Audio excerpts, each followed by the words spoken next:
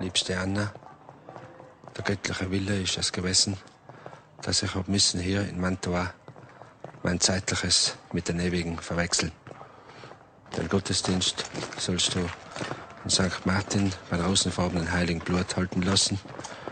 Den Freunden ist Suppe und Fleisch zu geben, wenn es Trubel wird, nebst einer halben Wein.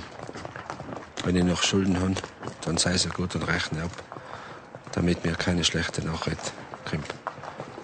Liebe Anna, bekümmere dich nicht. Ich werde bitten für dich bei Gott und für die Kinder und für alle. Ade, so schnell die Welt.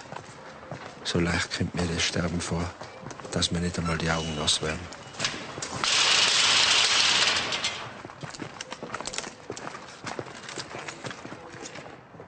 In nome del Padre, del Figlio e dello Spirito Santo. Amen.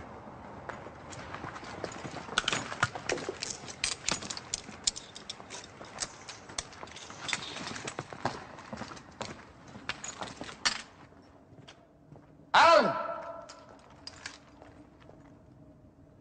Schuh! Feuer! Ihr schießt. Ihr schlecht.